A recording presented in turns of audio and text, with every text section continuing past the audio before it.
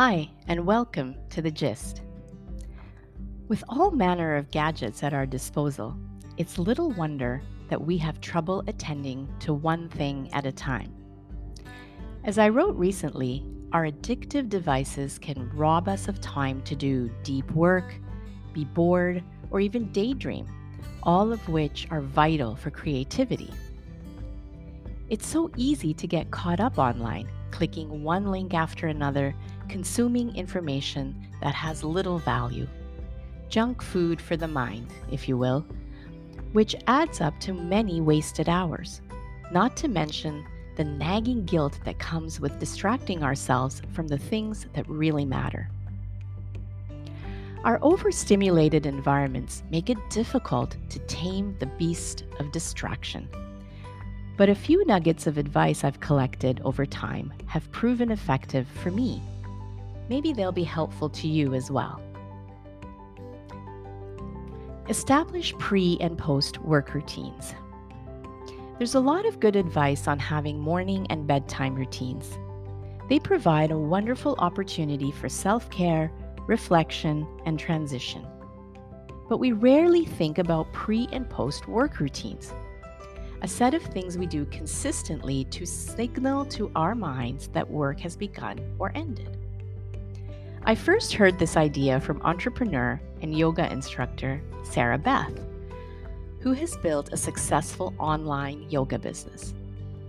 She starts each workday by closing her office door, sitting at the same desk, muting her phone, lighting special aromas or candles, having a coffee, and putting on her headphones. These activities, which take just a few minutes, repeated daily, trigger a transition from her home life into focused work. They allow her to delve into her tasks for the day, and at the end of her desk time, she does her pre-work routine in reverse to transition out of work. She can then leave her office behind, making a clear, deliberate shift back into other things in her life. Cut the clutter. Whether we work at home or at a workplace, our outer environments can be distracting. Noise, music, or chatter can be a major source of distraction, as well as having lots of stuff around in your home or office. Minimalist and best-selling author Joshua Becker has many excellent suggestions for reducing clutter. Of course, the degree of minimalism each of us wants to pursue is personal, and decluttering an entire home or office can be a long-term project. But even outside of that, Becker suggests starting small. We can begin with our individual workspaces. By keeping our desks, shelves, and drawers organized, we spend a lot less time looking for the things we need to do our work. We can certainly make our workspaces inviting with carefully selected items that add comfort or beauty, but the priority should be to have a clean, tidy space with just the items essential to completing our work. Cultivate mental minimalism. The concept of simplification isn't only important in our physical setting, but even more so in our minds.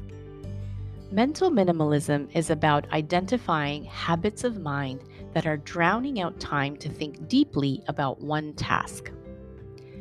While dealing with mental patterns is a broader topic, a great way to bring focus is to simplify our daily to-do list. Both Sarah Beth and Becker talk about a 3-item checklist. We all may have a long master checklist of things that need attention, but we can select the 3 most important things we need to get done on any given day. With this approach, as long as those 3 things are done, the day is already a success.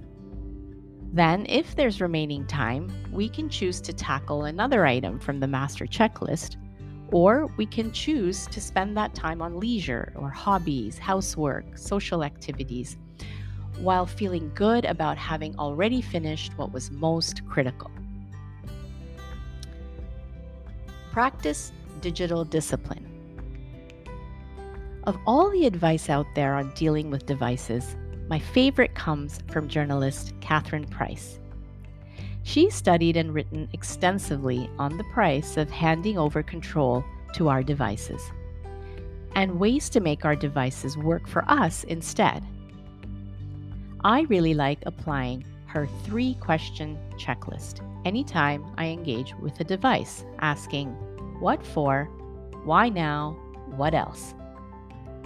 So first we can ask ourselves, what am I using this device for? Am I reaching for my phone out of habit or to fill some emotional need?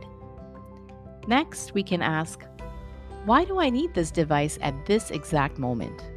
Do I urgently need to meet a deadline, find information, or get back to someone?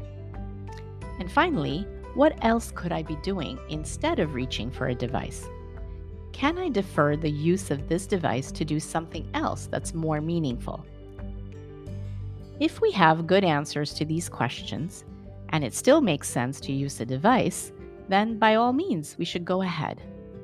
But by thinking critically, we can curb our reflexive digital habits and make purposeful use of these incredibly powerful tools. So whether we're tackling external distractions or dealing with our own mental noise, these simple habits can help us achieve more focus and calm.